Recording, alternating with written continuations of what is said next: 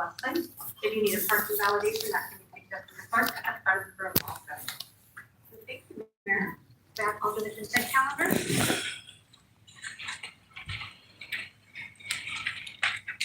If you have 5 speakers on consent, would you like to finish? Yes, please.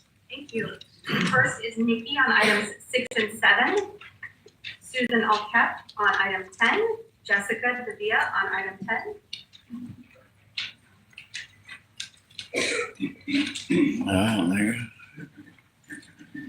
Good evening, y'all. My name is Nikki. I'm the Sacramento Regional Coalition to End Homelessness. And also just tonight here supporting these folks who are residents of one of your local shelters. I showed up tonight to be a supportive person. I did just want to also say cheers on item 6. I think this is what Housing First looks like. There are thousands of people on the street waiting. They're on the wait list for actual housing, and that's what they want, and that's what they need. The shelter system, the coercive service delivery model is totally broken, and this direct to housing pipeline is absolutely what's necessary. So I commend this item. The next item, item 7, the shelter crisis. Just want to give some history. I know right now we declare the shelter crisis because the state has attached millions of dollars to it, but over 10 years ago, I and others were advocating for a shelter crisis declaration because of the strong powers it gives y'all to create new shelter.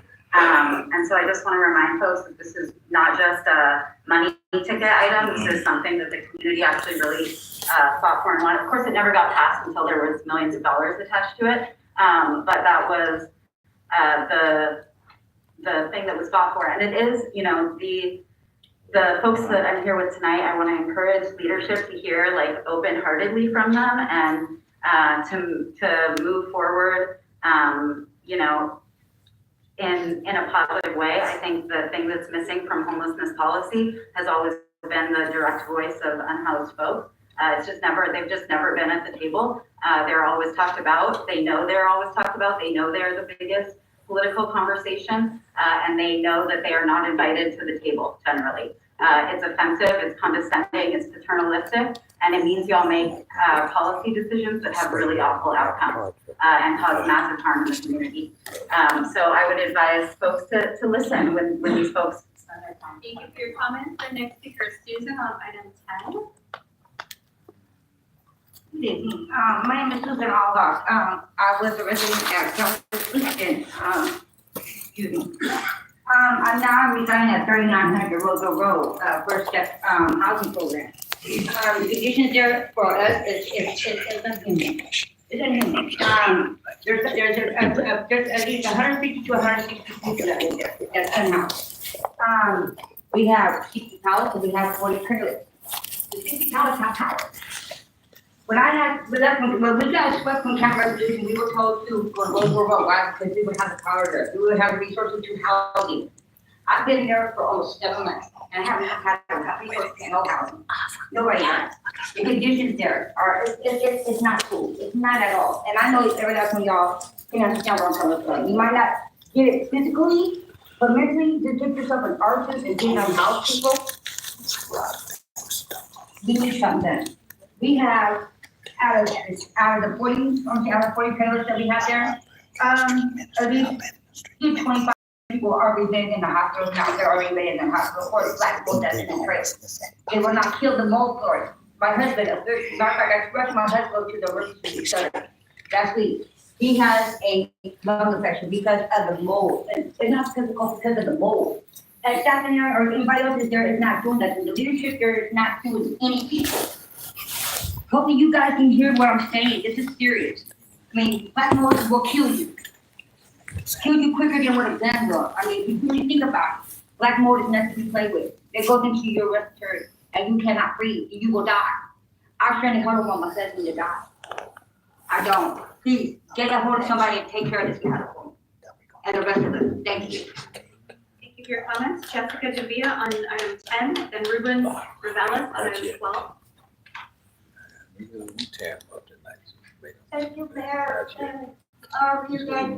I know I've been here before, but we do need help at Roseville Road. The shelter further is too cold at night. And my husband is diabetic. And I'm worried about him and I have children too. Thank you. Thank you for your comment, Ruben. Following Ruben is Richard Falcone, then Mac. Good evening. Just want to say hi to everybody. My first time here, I'm an artist from Sacramento, longtime resident, for actually lifelong resident. And I just want to speak on the fact of consider supporting artist pay, because we do a lot of work in this city. A lot of us, I've seen a lot of you, and I think that it's very important that we address, artists and how we also create a lot of healing and artwork for people out here. And we're constantly working to do that all the time. And I think that sometimes we need just to open our hearts a little bit to what kind of work that all of our artists do in this city of Sacramento, because we've done a lot. Sorry, I'm gonna get emotional on this. And there's a lot of great causes here tonight, and I applaud them too. And this is one I do feel very strong about, because it is very hard work to do art and be out there trying to help society by giving out positive, artwork and just life in general. So I wish you would, consider supporting and moving forward with this priority that we feel that should be part of Sacramento. Thank you. Falcone on item 12, then Mac on item 1.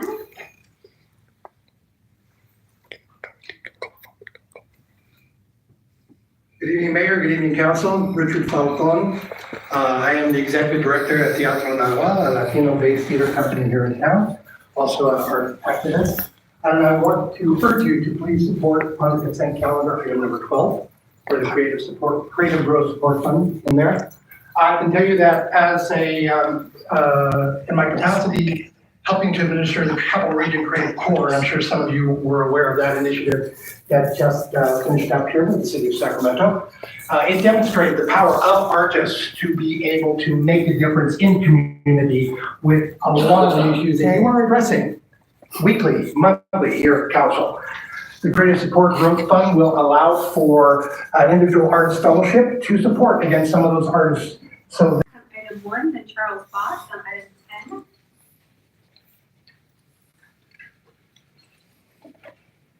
Good afternoon.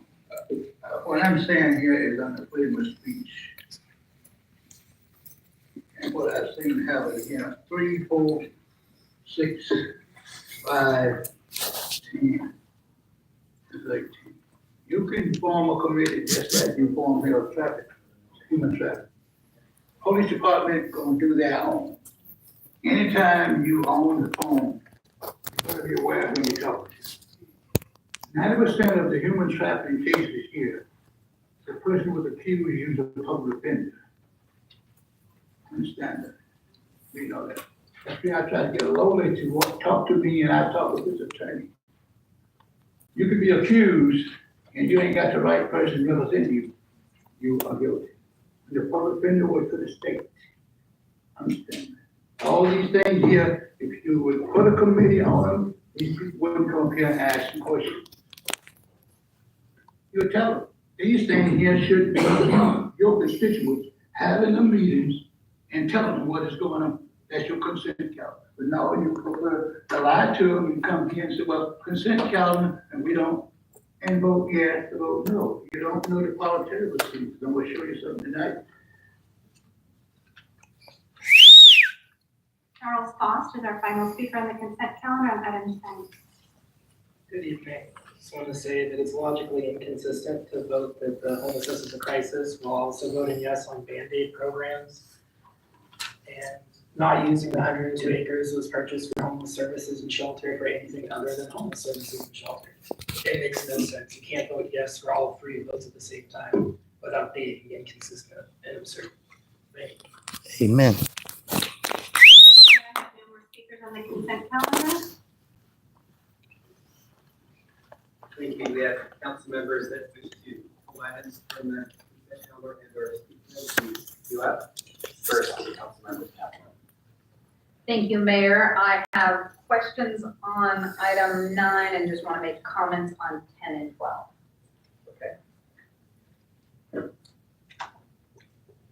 Councilmember Dickinson? I just want to comment on item 9. Councilmember Bang? Thanks. I just wanted to comment on item 3. Councilmember Bang? Comments on 3, 9, and 10.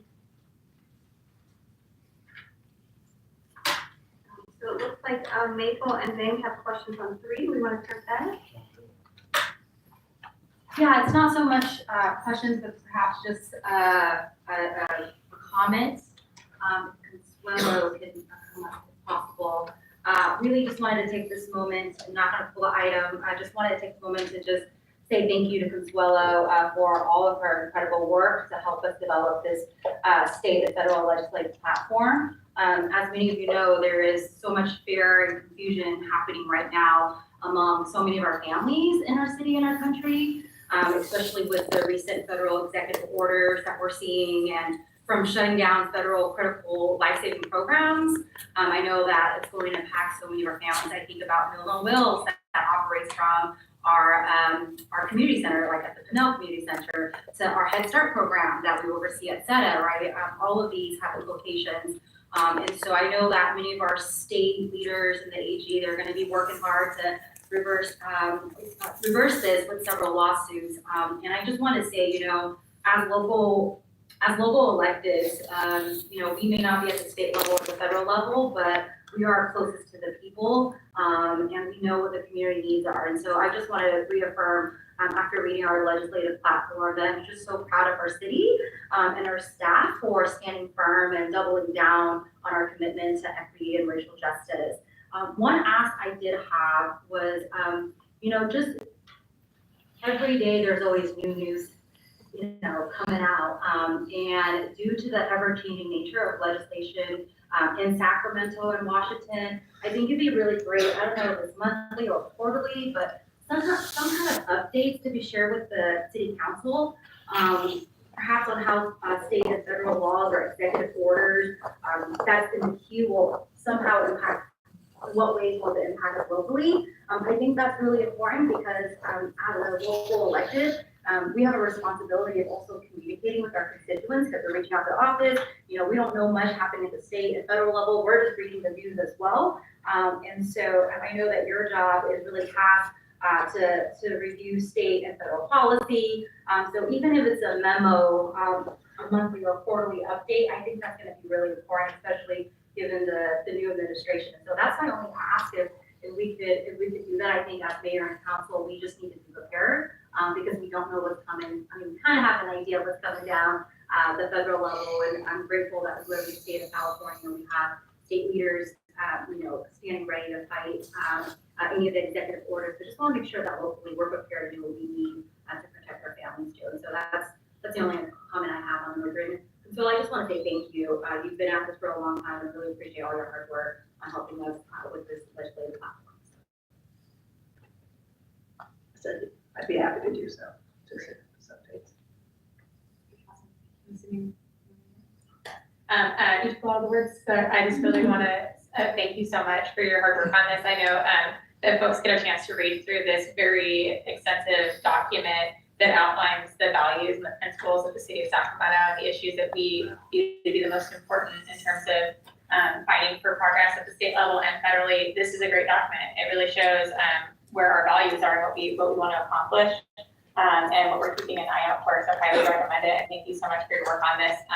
And I just wanted to highlight one thing in particular that kind of leads into the other 2 items that I'm going to be speaking on, which is I made a request at one legislation committee that we include as a part of that platform on homelessness in particular to explore a shared governance model. I think that one of the things that holds us back the most as a region is that we can be collaborating much better as it relates to this issue and working together with our county partners, our other city partners, our CBOs, those who are doing work on the ground. Many of them are here today. And so just really grateful that that was included, and I think there's a lot of opportunity, whether it be at the state level or something that we do here on the ground to make that a reality. So thank you. Thank you. answered. Thank you. Item 9, we'll start with Council Kaplan, then go to Dickinson and Maple. Thank you, ma'am. Well, thank you. I just wanted to take a moment to thank the staff and all of you as my colleagues for the work you've done up to this point to get this item before us tonight. It was a very pleasant, to say the least, acceptance of the grant funds from the state. This grant is a part of, as you know, the $18.5 million total grant. It's about 5.6 million or so of that 18.5 million that came out of the state's encampment fund. And it's always nice to get the grant. It's even nicer to put it to work. So with the action that I urge the council to take tonight, we'll begin the work of bringing 100 families into housing off the, principally off the Sacramento Northern Bike Trail. I think as all of you appreciate, the conditions there over the last year have become intolerable for all concerned. And there's been considerable work done to improve the circumstances and the conditions on the parkway and on the bike trail itself. But this is the next step. It's actually helping people make that transition from being unhoused to being housed. This is an approach that I think has both great merit and great promise. And so I'm very pleased to see this get to us tonight. I look forward to seeing more and more of those who are unhoused have shelter and to continue to improve the quality and character of both the lives of those who receive that shelter and those services, as well as the community as a whole. Thanks. Thank you. Councilmember Kaplan, no questions? Yes, Brian?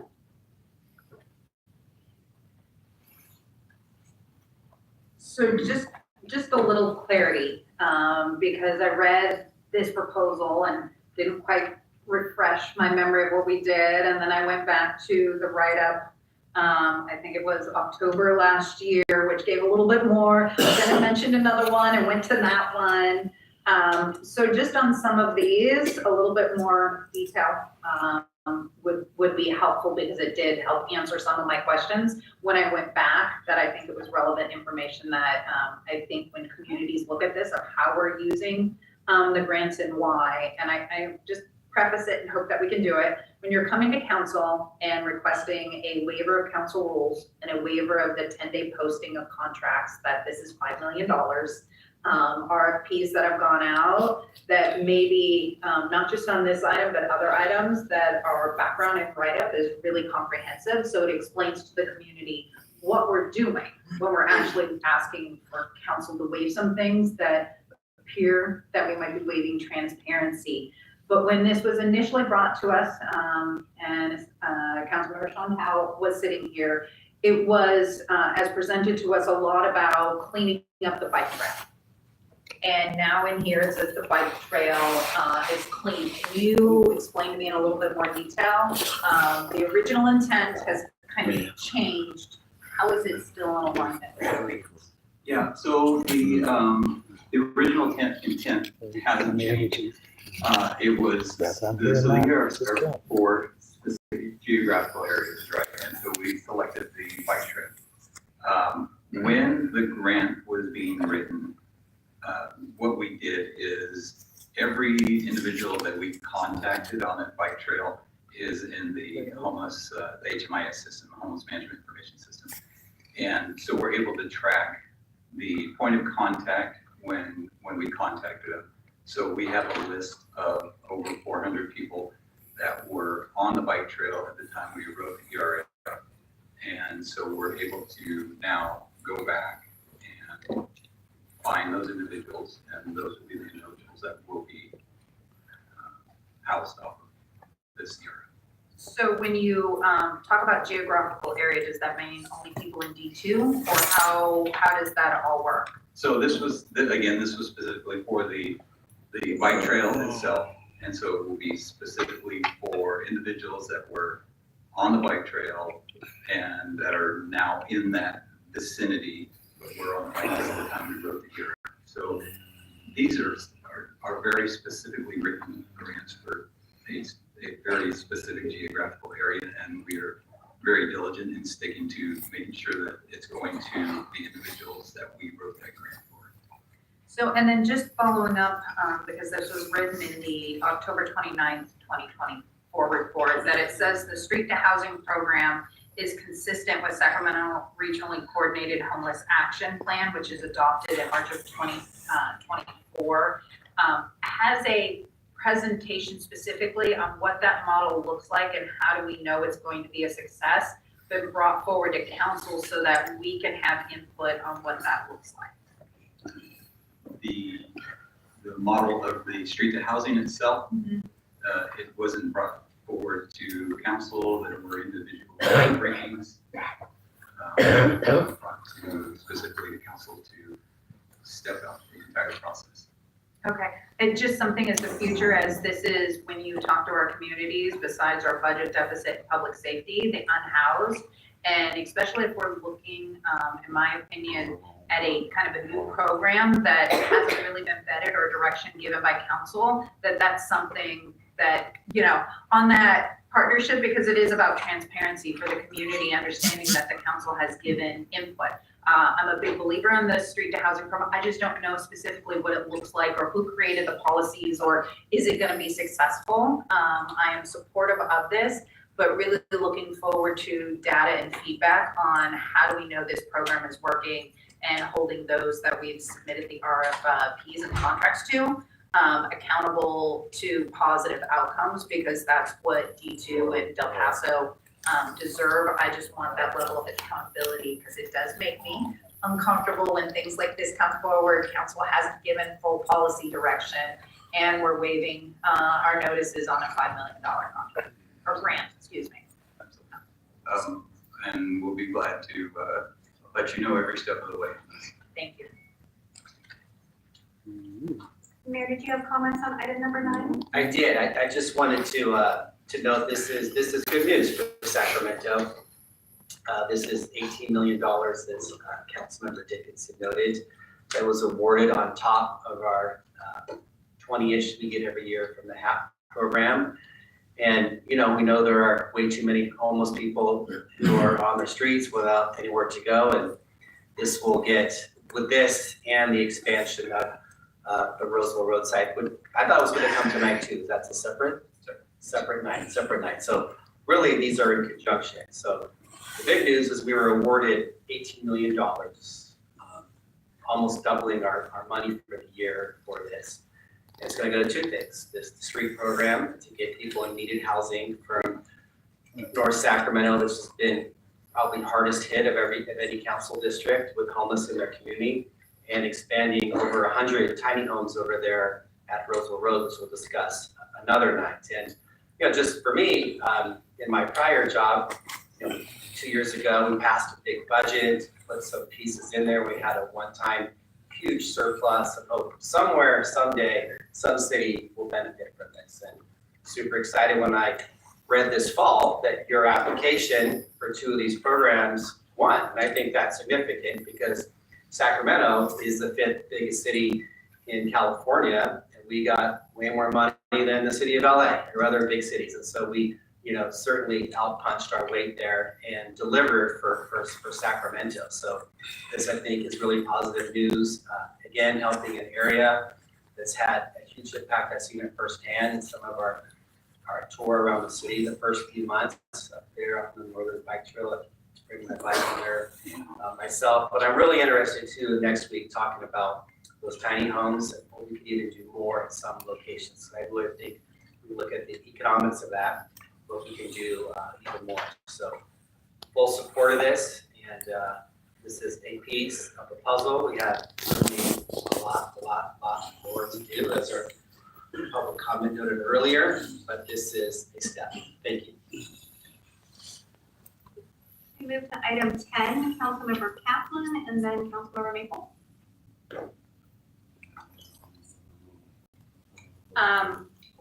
There was a question brought up of why should we declare another shelter crisis resolution? And I think it's always good that we explain why we're doing this. One, by declaring and keeping the crisis consistent, but we don't have to bring it every year. It allows the city to apply for zoning changes to allow for building of tiny homes faster, as well as it streamlines the city's process to quickly shelter homelessness in designated public facilities, as well as suspend certain housing, health, and safety standards, which may prevent or hinder or delay getting those into shelters. So I think it's important that when we say we're declaring a crisis, we also say what are the benefits of doing that, and these are just a couple of them. All right, thank you. I just want to take a moment. It is no doubt, I think, any citizen of Sacramento, anyone on this dais, anyone on our staff can take a look around and know that we're still in crisis. As long as we still have people who are on our streets who are suffering and struggling to find a place that they can afford to live, stay in a place to live, and have the things that they need, we're in crisis. And so I'm just really grateful that we're going to continue this and make it easier for ourselves to get things open and to move quickly. But I also want to acknowledge it's a very thankless job. I know Brian Pedro was up here earlier, his team, the impact team with PD and others. There are people out there every single day in the city in our partnership with the city and the county. There are the heart teams who are literally on the ground working with people, talking with them, getting them connected to services. There are thousands and thousands of people who are helped every single year in our city and beyond. And that's due to their hard work, and hardly ever do they get any acknowledgement. It's usually us calling them and saying, okay, I know you were just there, but also can you help over here? And the answer is always yes, yes we can. And so I just want to take this moment to thank you, Brian, thank your team, thank your impact team, PD, and everyone in the city of Sacramento who works day in and day out to make this happen. Do we need to do a lot more? Yeah, we do. But we're doing as much as we can, as fast as we can with the resources that we have. And we've greatly expanded what is available over the last several years by a wide margin. And so the last item was just an example of that. So just thank you. Thank you. And Councilmember Kaplan, you have comments on item 12? I just want to say yay, hurrah for artists and what our creative economy is doing with this artist support fund project. Move faster. I know, like Jason and your team, you briefed me, and this has so many great possibilities. I do know, as written, we have to have the money spent by, I think it's September 2026, and we want to do this for a year. But I can't wait till you get to the point of when we get to advertise and artists can apply. I know all of us here on the dais want to reach out to our community because this really is a catalyst. We know what guaranteed income can do, and our artists sometimes don't always get the benefit of what they should. So I just want to say thank you for being innovative, for pushing on this, creating this program, and I can't wait to see it to come to fruition. Mayor, I have no more council comments. Do we have a motion? Okay, we have a motion and a second. I believe I have a motion by Councilmember Dickinson and a second by Councilmember Yetta. Is that accurate? Yes. I think we have multiple. Yes, all those in favor, please say aye. Any noes or abstentions? Hearing none. The ayes have it. Thank you. That passes unanimously, Mayor. Item 15, which is city manager recruitment process and next steps. I will start with this item. I will note that this is the 6th council meeting that I've presided over as mayor.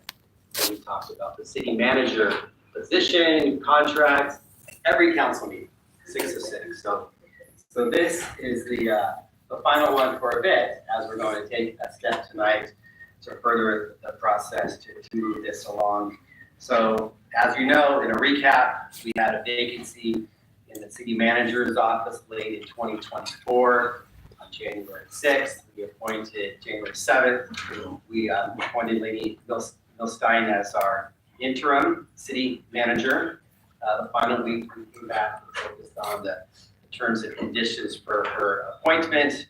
Last week, we gave a brief update on the process. And this week, we're finalizing what the next steps are. So essentially, here we are. Our city clerk's office reached out to those recruiting firms who we have under contract and asked them to submit bids to assist the city of Sacramento in hiring a permanent city manager. Comprised of robust engagement with the council, with our community as well, certainly as part of the equation that we'll be looking at.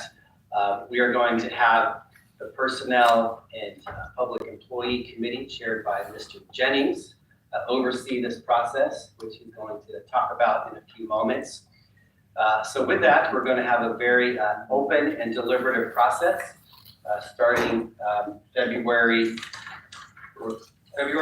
Outlines in a memo, if anyone's interested, on the front table up here, outlining the next steps. And with this, we just want to make sure that the council and the community is aware of the next steps. We're going to be interviewing the finalists for these for the search process, and making sure that we are thorough and we scour the country if necessary to find the best and brightest who want to help Sacramento move forward. And we're grateful that our interim city manager, Laney Milstein, is going to help us in this process, be part of it. We want to make sure that all voices are included in this, and I'm confident that the committee process led by Chair Jennings will do this, just as the committee did last year with the city auditor search process. So thank you, Councilmember Jennings, for leading this effort, and I will turn it over to you so you can outline our next steps. Thank you, Mayor. Because of your introduction, I'll cut mine in half so that we can just talk about the process. But I do want to update my colleagues and the public about the proposed process and schedule for selecting the recruitment firm to fill the vacant city manager's position. I prepared a memo, as the mayor said, that you can have a copy of as well, so that you can have it and understand it even better. Each one of my colleagues on the dais has gotten a copy of it already. And it is a recommended schedule. I'll say that again. It is a recommended schedule. But this schedule will allow us to complete the process by the mayor's goal of March 1st, 2025. So there are 3 dates that I really want you to focus on: February the 4th, February the 18th, and February the 25th. On February the 4th, I will submit this memo to my colleagues on the PP&E committee. And I don't want to take for granted that you understand the acronym PP&E. So when I say PP&E, I'm talking about the Personnel and Public Employees Committee, just for those who may not know that. This will be for their discussion and any edits or additions, and I hope endorsement, so that the selection process will be known to all of us and the public. This process began on January the 15th, when the currently approved vendors were asked to submit a proposal by January the 29th. On February the 4th also, the PP&E committee will review the submitted written proposals to determine the top 2 or 3 firms to invite back for interviews by the committee. On February the 18th, the PP&E committee will interview the top 2 or 3 firms to make a recommendation to the full council for the preferred firm with a backup firm in case the preferred firm backs out. On February the 25th, the full council will discuss the PP&E committee recommendations and vote to approve a search firm. This is a very important process, as the mayor has said, and we need to make sure that we are open, we are transparent, and we are public about this process. So I'd like to hear from my colleagues today about what you have in front of you, and then continue the discussion through the month of March, so we can finalize this through the month of February, so we can finalize this by March 1st. Thank you, Mayor. Thank you.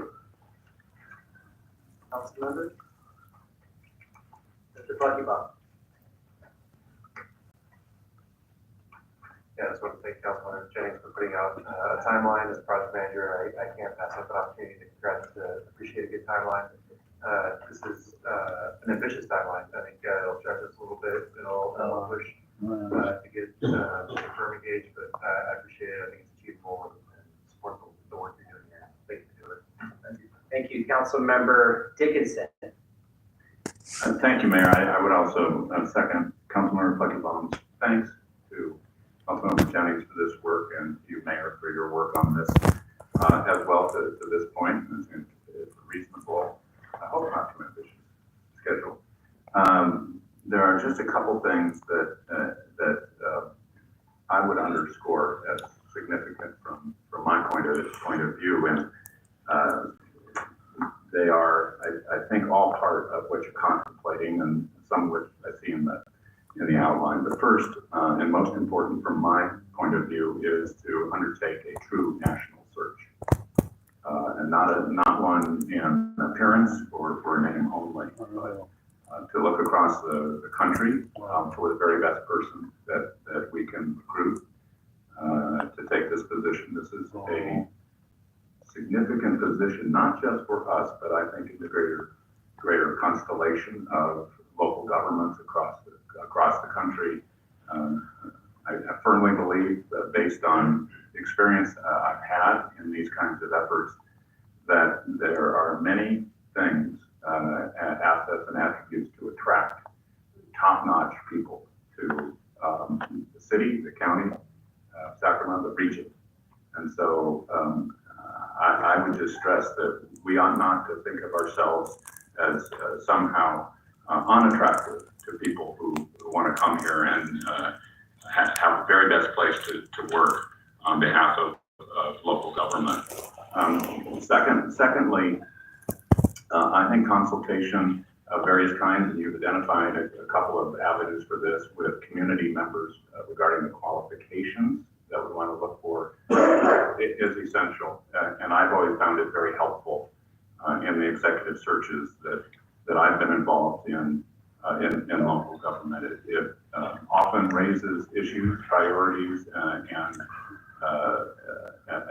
other elements that we don't always necessarily think of or value as much as maybe some community members might. So I've, as I said, always found it to be very helpful.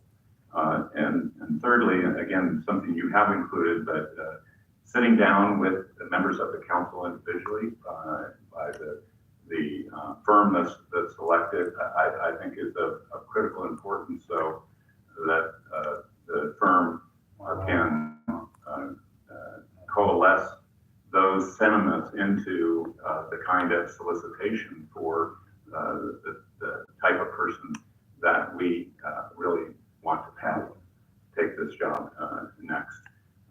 We do not want a mismatch between what we all have hopes and expectations for this position with the person who is for the people who apply. Frankly, they want to know what we're looking for.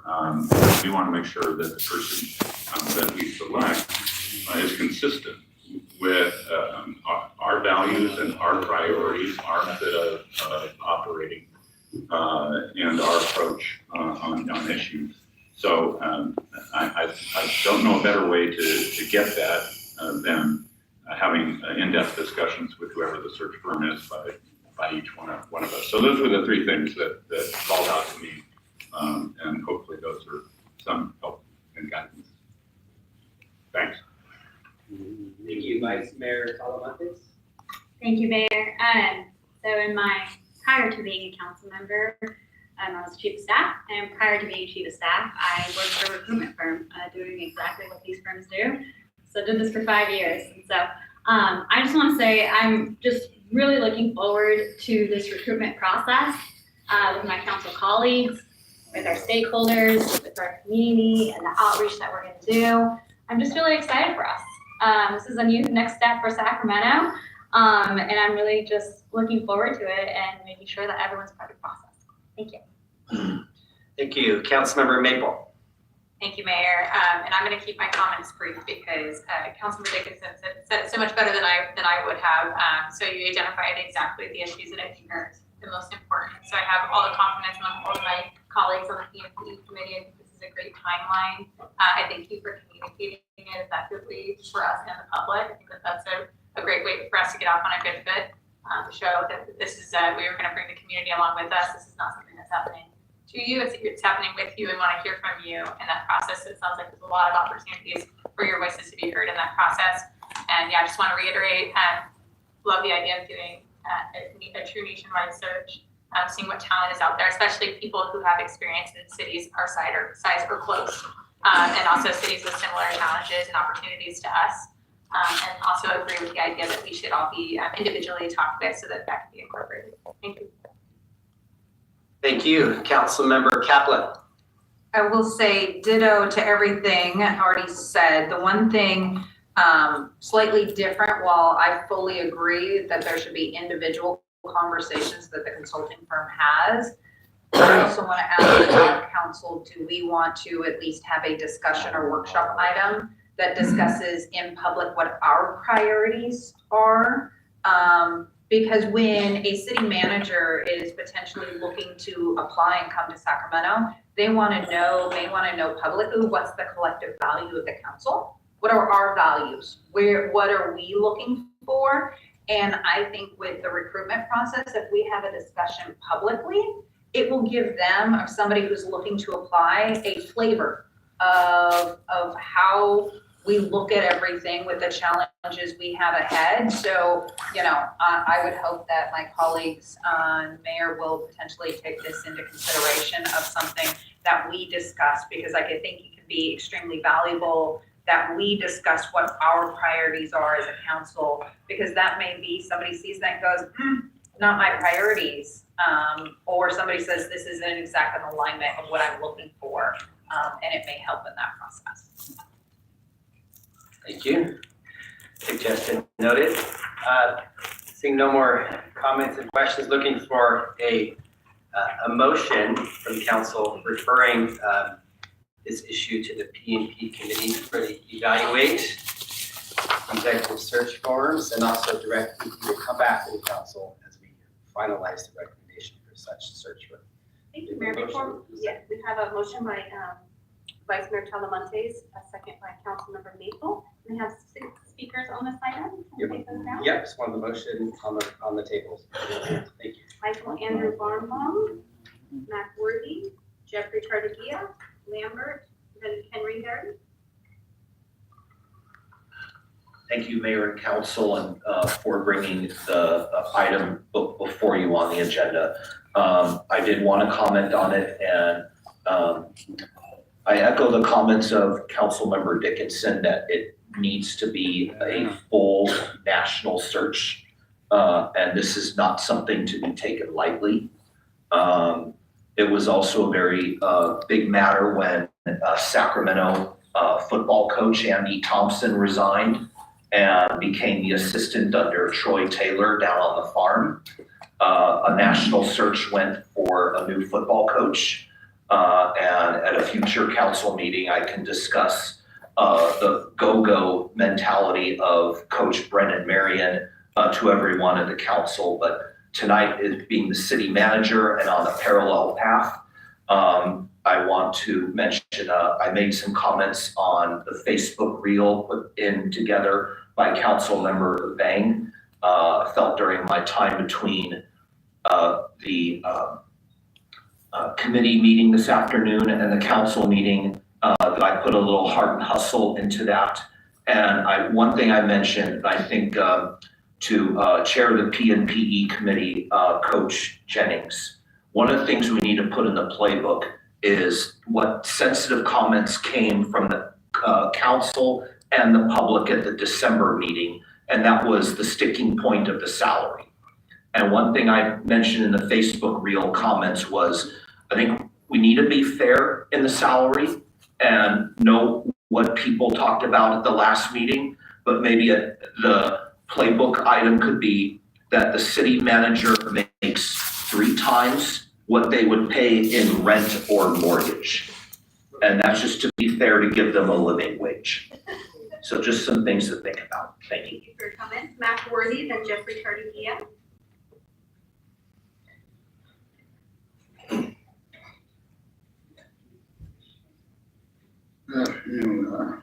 People, you know, what I say here, I can tell it across the street, because I want that understood, on freedom of speech. Did anybody break the Brown Act? That's a man. Did anybody break the Brown Act? Is the Brown Act over the city manager? If they did, get all the certificates. Now, because all of them are liars. The Brown Act is a felony. We want to know, do the charter Brown Act cover your city manager? Also, when you're looking for a manager, we want a manager that has worked for the private sector. That's how Trump beats and come back in. It's beautiful. It gives you more. It's not about civil rights. It's about investments. Wake up, people. Now, with the vendors, that's a trick. You know exactly who those people are because you know who are the people that train folks in the city. You know that. I've been here for a while. We know that. Now, will we have the opportunity to meet those vendors? We need to meet those. Now, you pick the worst person on your panel. I'm gonna lie. Can't do it. He has never hired a person in his town, Michael. That's who you need in here to choose a person to come in here and change the city. He lies with them, he lies out. Go back to the Oakland Raiders and you see where he's lying. He was on the bench, he got a ring. On the team, he got a ring. Why? You bring those people in here that you can control and lie. Change the thing, and I'm gonna actually try to get the change to put an injunction on it. Thank you for your comments. Jeffrey Tardigia, then Lambert.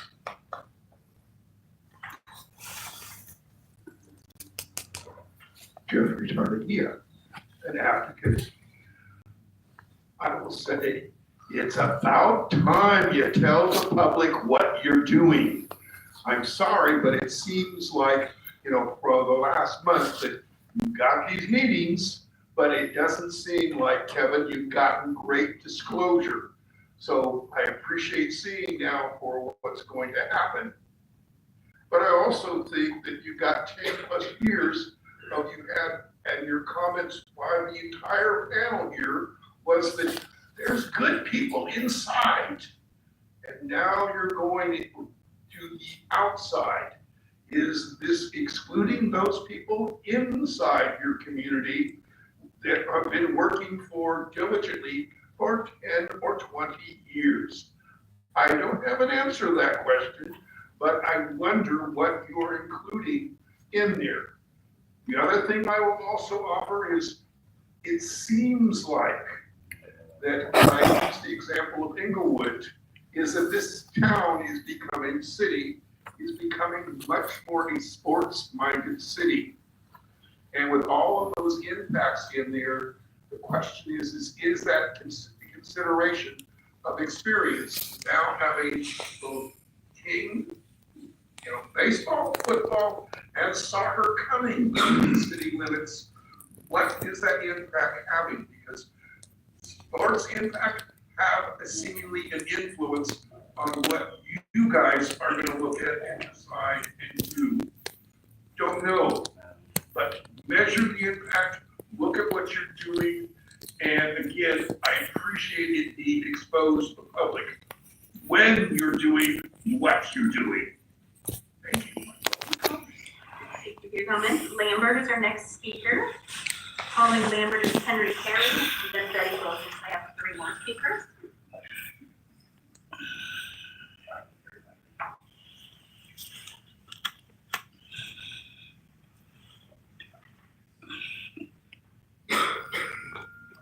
The city manager's position is very, I have said many times that being a native from Sacramento, I decided to study Sacramento City Hall.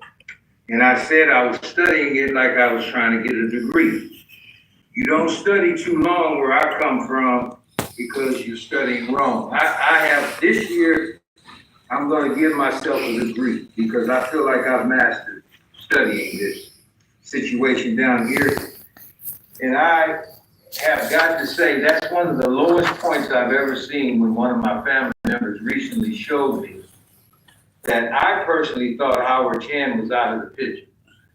And then I find out from family that he's an advisor to Laney Mills.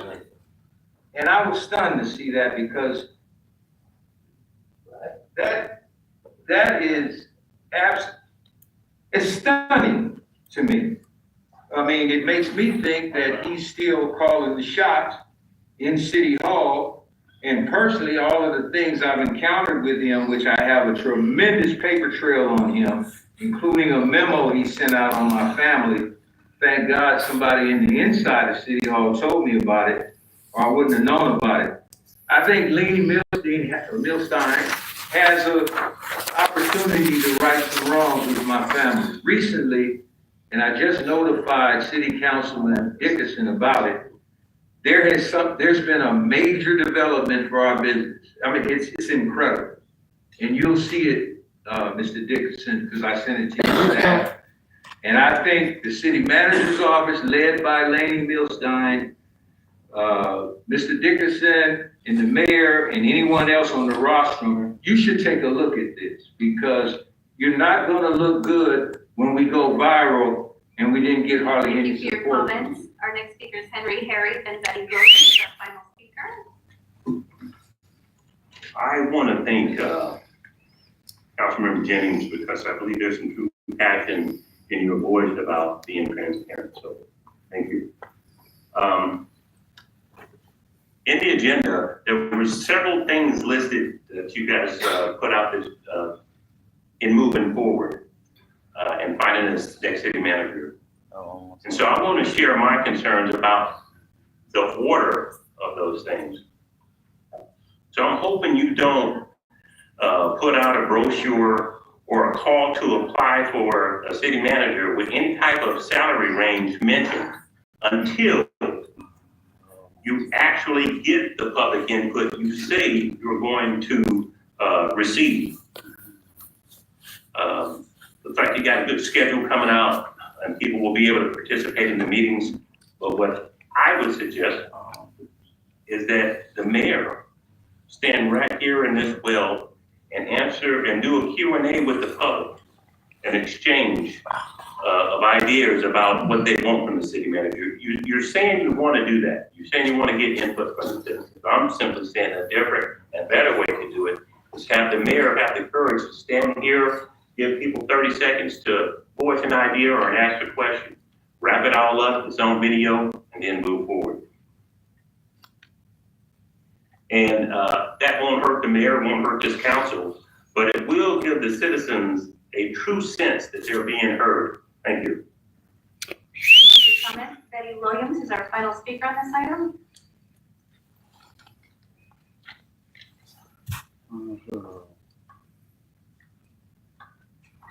Good evening. Thank you. My name is Betty Williams. I'm the president of the National African American Civil Rights Organization. And congratulations, Mayor McCarty, for your seat as mayor and all the new incoming city council individuals. And letting myself, I need to ask a question. I know you probably can't answer it, but are you creating history by being the first woman, whether interim or not, in the city manager seat? I think that should be at least acknowledged that you are the first woman sitting in the city manager seat. And so with that being said, I'm here to encourage you to involve the community with the process of finding your next city manager. I like what I heard as far as having the community involvement, but please include the city, the community for this really important seat. We are not a strong mayor city, and we've tested that a few times. So because we know that the city manager holds such strong power over the city, whether you go in each district and have a town hall of what you are expecting from a city manager, so we can hear that. And so that you can hear from us what we're expecting in a city manager. So I just encourage you to make sure that you include the community when making this really powerful choice. Thank you. Thank you for your comments. Mayor, I have no more speakers on this agenda item. Okay, thank you for the public comment, and we're not supposed to answer questions for public comment, not agendized, but it is a big deal, and the media did report it, but I'll reiterate that Minnie Hillside is the first ever woman to be either the interim or the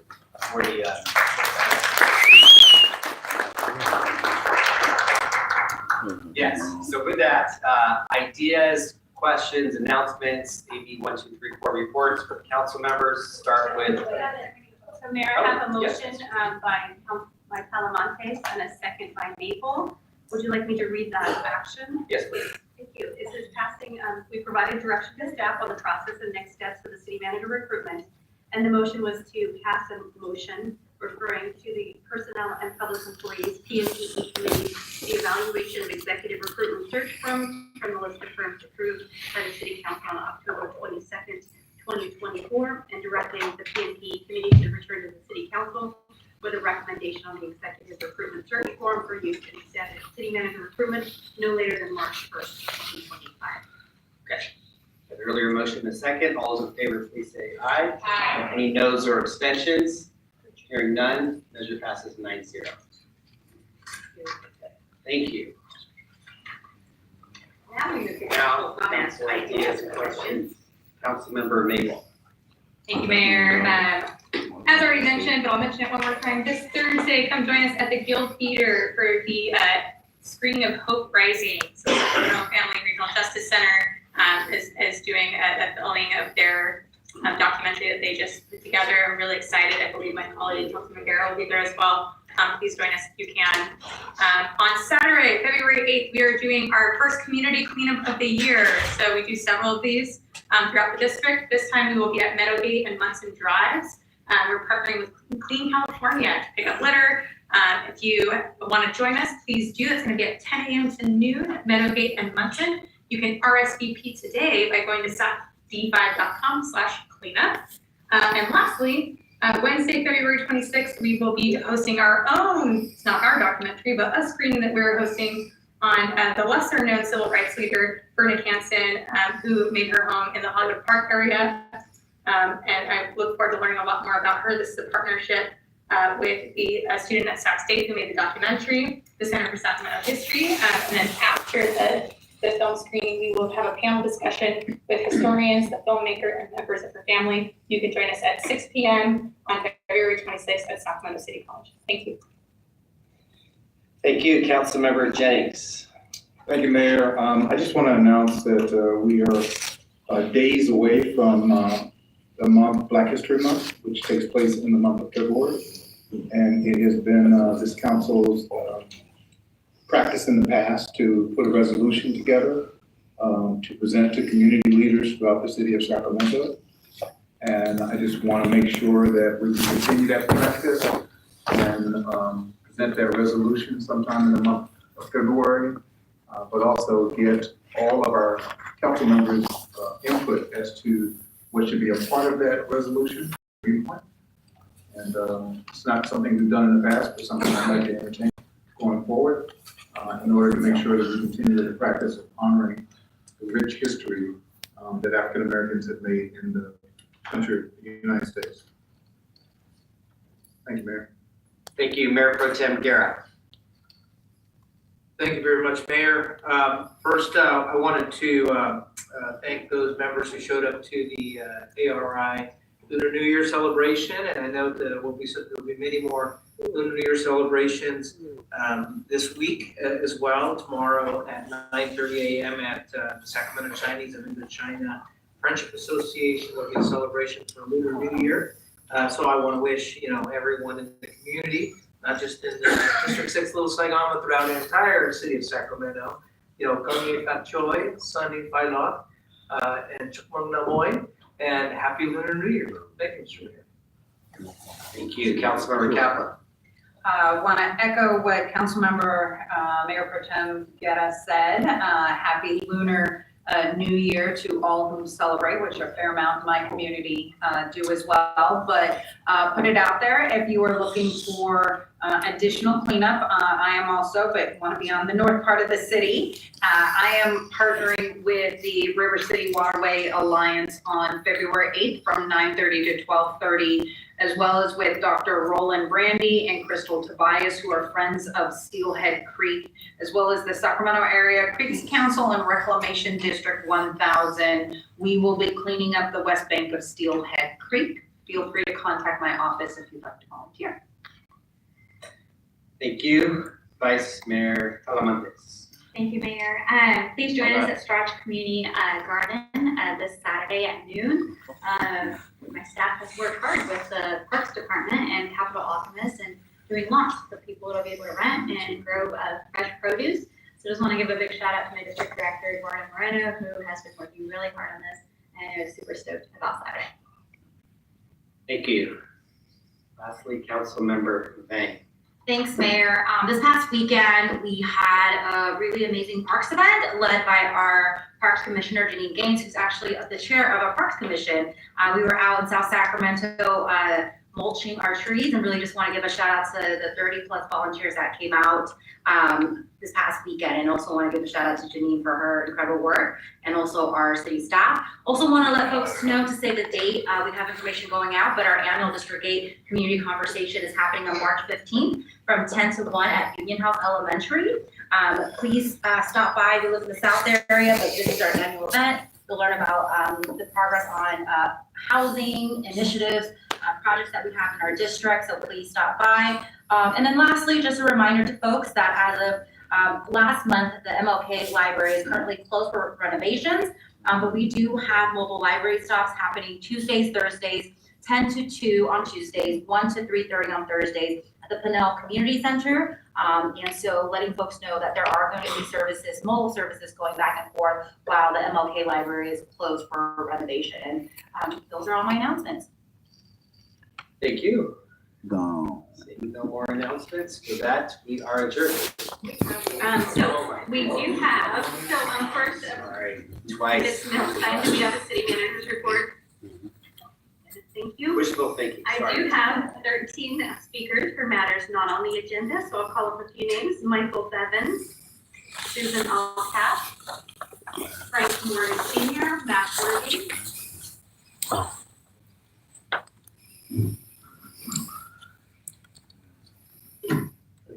Hi, Mike Bevins, I'm a member of District 2.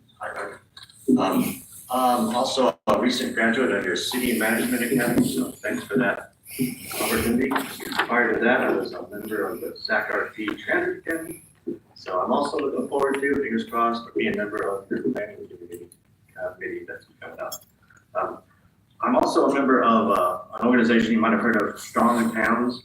Locally, it's known as Strong Sac Town, and I'm just a member, not speak on their behalf, but one of the ideas that they teach or suggest is we humbly observe in our community some struggles and then suggest solutions for them. I want to talk to you today about a struggle.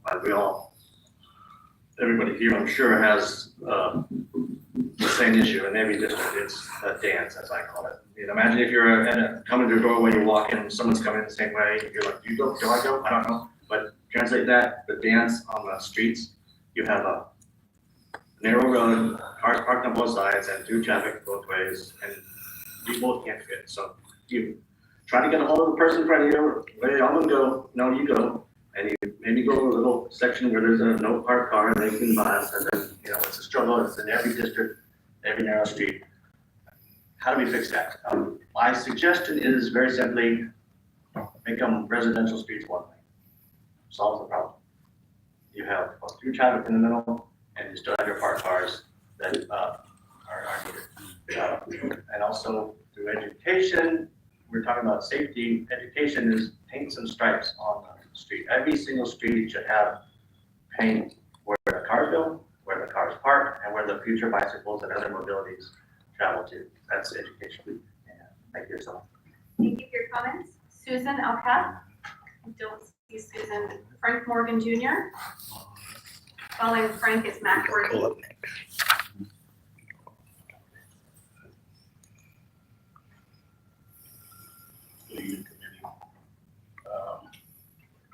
come to the community, like 2007, in the Old Park area, First Avenue. And, I bought the crack house. And, I put it all back together. My house was a minus, I wanna say a minus 50. Now it's a plus 25, best looking house on the block. Seems like I'm being harassed, about my backyard and, there's other, we go to the police, we have to police everyone. So, I'm looking at different yards that tell me I have to do this in my yard, I have to do that in my yard. I've cleaned it up, now they tell me I have to take everything out of my yard. Doesn't make sense, it's my private property. And, I think I've been a strong pillar in the community of, cleaning it up. And, I need some help. I don't know what's going on, I don't know why I'm getting singled out. My truck was burned up, I was on the news, just a lot of stuff has been happening to me. So I need some help. And, I'm coming to you guys to solicit some help. It's sad, I'm doing a lot. It's like the more I do, the more it pulls me down. But, coming to you guys as a community activist, you know, they came and told me this is not right and that's not right. When I look at the other side, I say, well, what about this fence? Well, nobody reported him. Well, if you're gonna police the neighborhood, police everybody. It's not fair. And I'm just reaching out. I hope somebody can hear my plea, or I can speak with the mayor or speak with somebody. I don't know which district I'm in. I'm sorry, this is my first time coming. But I need some help. I'm soliciting your help if you can. Because they're finding me, they're doing this, they're doing that. I'm like, what else do I have to do? You know, now I have to move everything out of my yard. That doesn't make sense. Yes, my yard.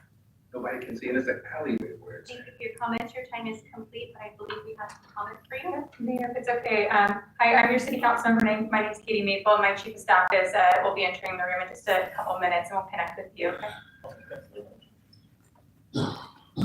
Matt Worthy, then Michael Welton. First of all, I wanna, please,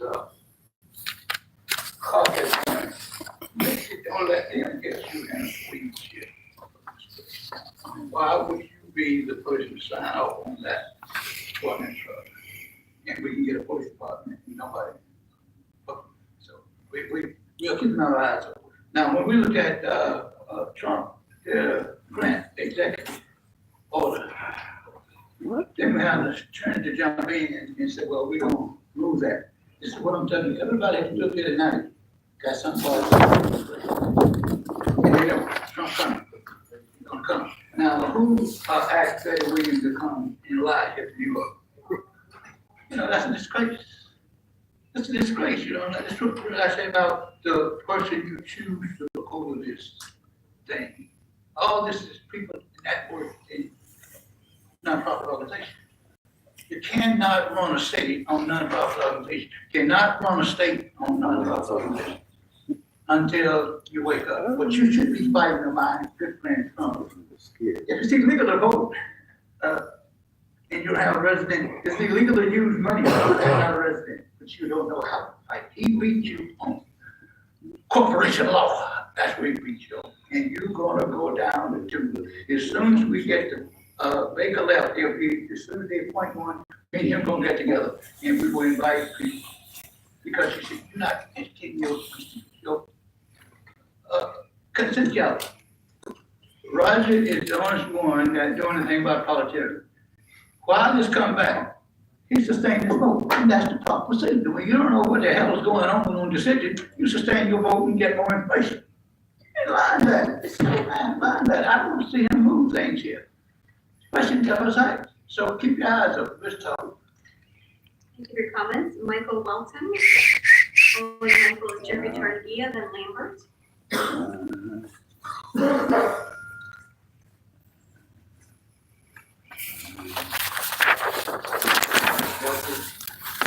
Like the first one say, black people shouldn't have to pay taxes and child support until real reparations paid to us, given.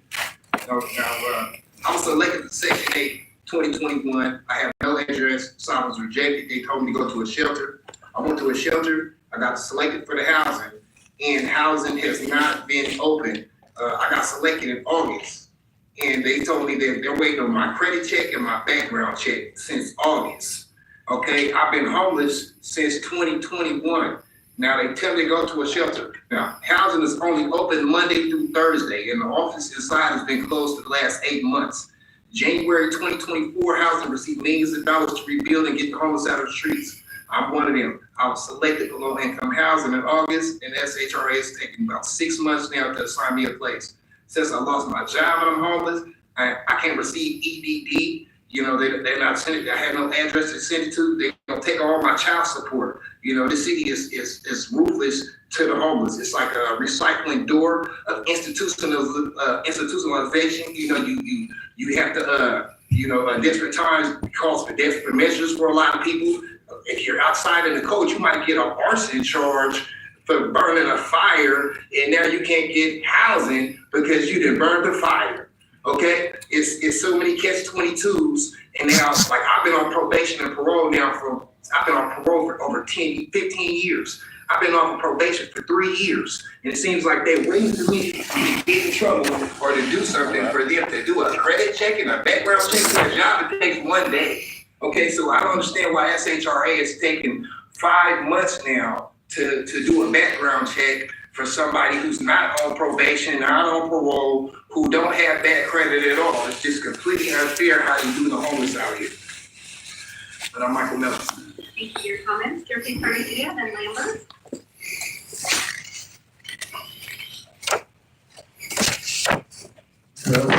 Board, City Council. I'll leave this one to the last time. So I'll make the comment about these public comments not on the agenda being the last item. I would suggest that it be moved up to your discussion, to your consent. I've spoken to many of the new chair people in your various committees and commissions on this subject. What I look at and see from here, does every Democrat here know what February 1st, this Saturday, is? I'll tell you later at the end of that, remind you what it's about. But for point in time count, I repeatedly asked that for the city to tell us what code enforcement, what the city police department is doing in dealing with the encampments, dealing with the homeless, so that they will know, I'm talking about Sacramento Steps Forward, COC will understand and know what is happening to the individuals, so that there is a means of when they're getting rousted and changed and put someplace else, that there's a means to know where they are going.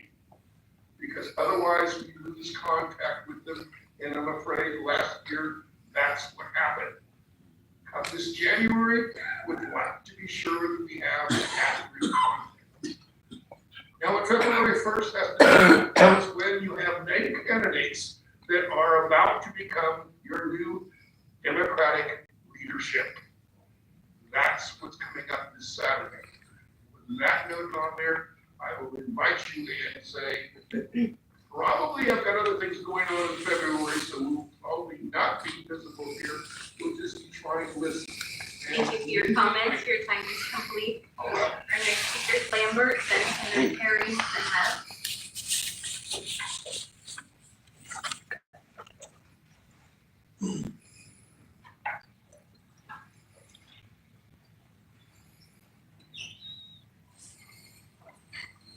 I'd like to send a couple of shouts out before I get to, I saw a person that's done tremendous work with Grant High School Pacers, and she should be recognized, and that's Megan of the Creative Arts. Last year they went somewhere. They're always going somewhere. They're international. And she was vital in getting them there. And I've heard, because of all of this excitement of them winning, and the Grant Drumline was there every step of the way.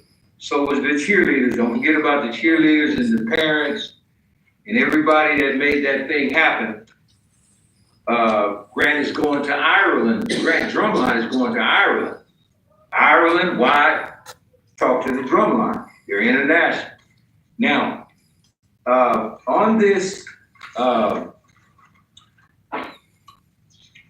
ending of this, I think that you should really consider, and I'm talking to everybody on the roster, including the city attorney, you really need to take the city manager's report off of the agenda. Because if you're not gonna do it and you have 4 city managers, that's a dereliction of duty on display. I think it's a violation of the Brown Act unless the city manager's office does not have to adhere to the Brown Act. And there's proof that that might be true. And if that's true, then that should be tested because that's hidden in the charter. And it makes people just say, no, there's no report. Well, if it's on the agenda, it should be acknowledged. People get paid to put an agenda together. I read where people get paid top dollar to put the agenda together. So put the agenda together and recognize it. And I'm gonna end with Mr. Dickinson. Your staff has already been notified, and the mayor and everybody, you're getting ready to do something just like the Grand Case. What do you get? Thank you for your comments.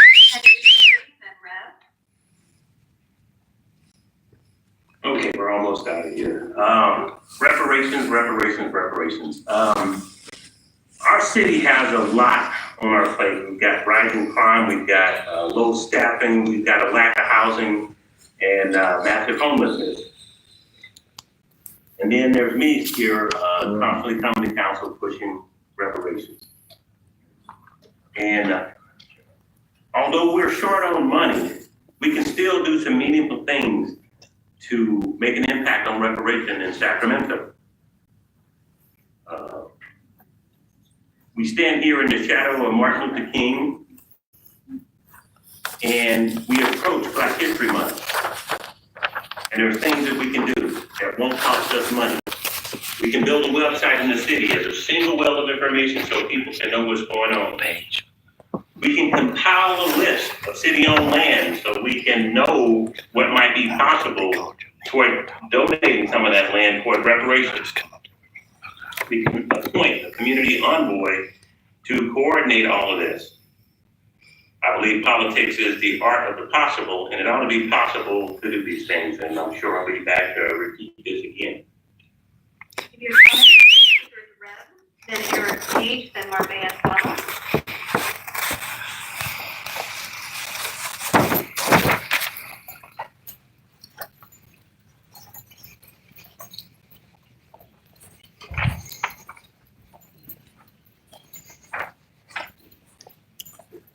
Blessings to you all. I'm Reverend Paul Joseph Bryan, Senior Prayer and God Ministry, Homeless for Heaven, God's Children Life Matter. Just speaking to a couple of officers on the street today because there's some activity going on Broadway. And I told them how light I can make your job. It's a job and it's considered work. This young man right here is the Eric. One of the homeless people, I just grabbed him out of Caesar Chavez Park because they listen when I say something.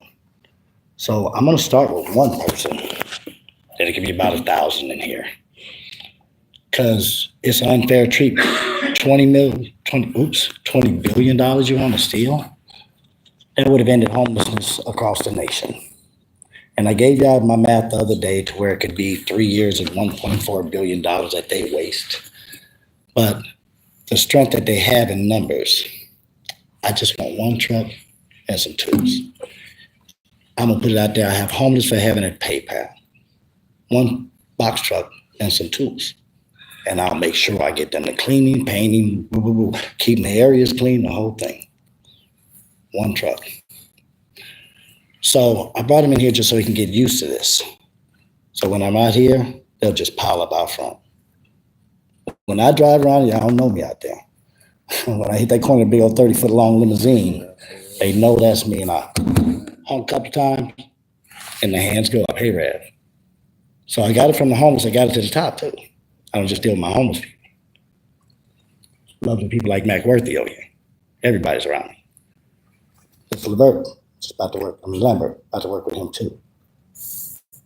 So I got enough people around Sacramento. I've been here for 40 long years, only been recognized for the last 15 because God woke me up to do something. So I went out in the streets. I'm like, oh, wait, okay, this is different. Your comments, your time is complete. Our next speaker is Eric Page. 2 minutes. Say whatever you want. Speak up.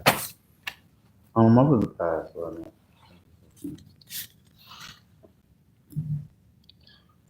I'm gonna speak with him in form. Years ago, they had Occupy movement. So Rev, your speaker time is complete. Would you like to speak? Our next speaker is Maria Fowler. God bless you. Following Maria is Tyler. That was Lee. perfect. So next week we'll be coming here with a dozen or two, or 500. I came to this country with my family on a tourist visa. In the States, that's considered undocumented. I'm now a U.S. citizen.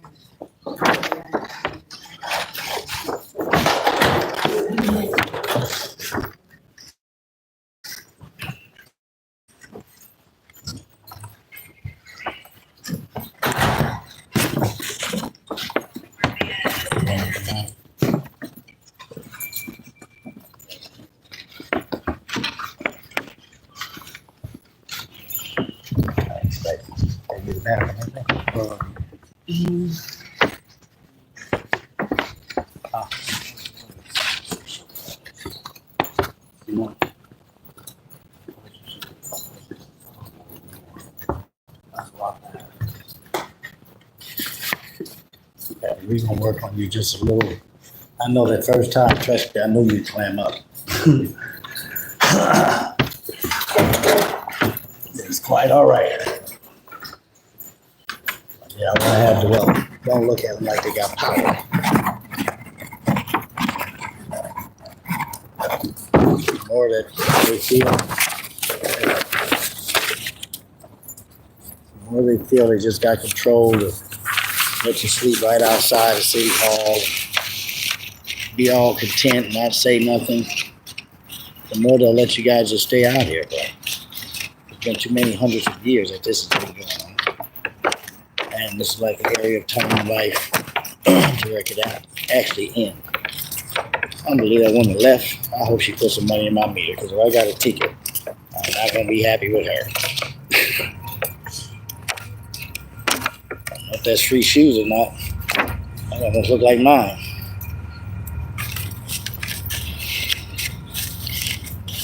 Yeah. Mr. Eric Page, he's gonna be a true blessing, brother. It's a process. That's all it is.